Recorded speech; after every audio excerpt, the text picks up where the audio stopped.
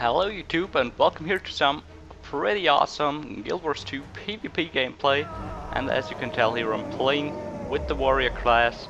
It's the only class I created so far in Guild Wars 2, and by the way the game is awesome. And I've just started playing PvP. I only played PvE at the start, and I think I'm level 37, you're 37 right now in PvE, and of course in PvP, if you don't know, you get automatically leveled up to level 80, and here in this 8 versus 8 PvP you can have unlocked all your skills right from the start. And as you can tell here on the bottom there is the experience bar for your PvP rank, and I'm currently there in the gameplay level 3, I think, yeah.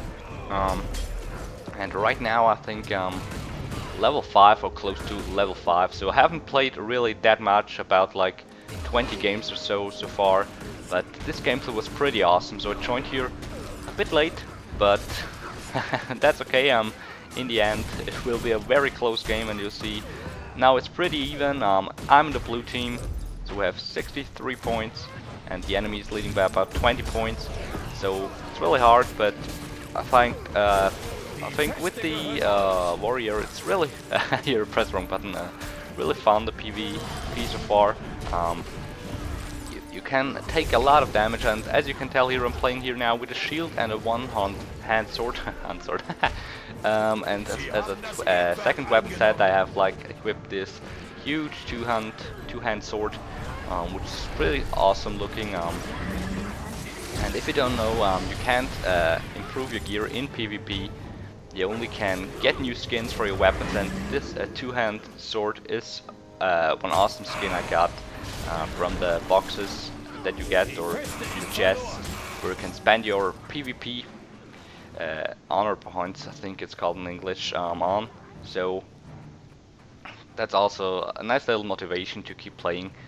But in general here on this map, if you haven't watched some PvP in Guild Wars 2, there are 3 points to capture and hold, or to defend, a lot like actually Conquest in Battlefield, so I feel right at home here, although I'm not, of course, not too great at this game yet, but I will try to improve some stuff and on my gameplay, and I think with the warrior I can do some really damage and can play for the team a bit. And here you see the enemy team, the red team, has nearly 200 points, and we only have 100, so it's really not going for our team right now.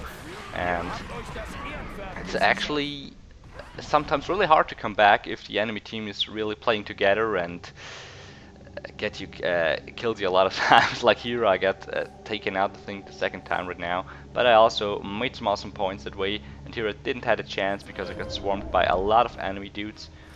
But I think in this round I played a decent match, pretty good actually. And here they are near our spawn, get out here, and I think the combination with the two-hand sword and the second weapon set with the shield and axe or sword or whatever you want, it's pretty awesome because you can change during the fight to your second weapon set. And of course with the two-hand sword, or great sword it's called, I think, in Guild Wars, you can do lots of damage and really some awesome high critical hits and stuff.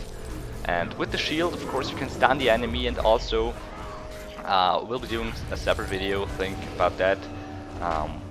With this two weapon classes or choices, you can also get away from the enemy very quickly or run around the map very fast because of your shield dash. And also with the with the great sword, you can also, like a whirlwind attack that puts you faster forward, which is also awesome, does a high amount of damage. And here you see we take these two guys down here.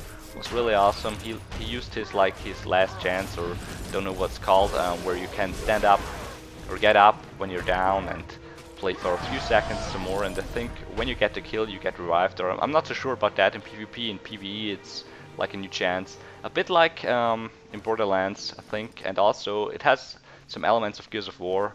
When you down an enemy you have to finish him off with a press of the F button on standard controls. And here you see on this map there is an NPC, ogre or whatever it is, that you also can take down. I'm not so sure what for, or if your team gets a bonus that way, but or maybe some points for the game. but all especially you get some points when you take down these NPC beasts on this map. 25 points is pretty good, and but still we are like 100 points down in this gameplay, so it's really hard to actually get a comeback here. And it looks all the way that the enemy team is losing, but I can't spoil that for now. We will get the win in the end. And I think, personally, it's really important that you capture the points, of course, that you defend them also sometimes when the match is pretty close and you got 2 points then. That is really the best deal to stay back, especially when you play a warrior class or the overpowered, right now overpowered guardian class in my opinion.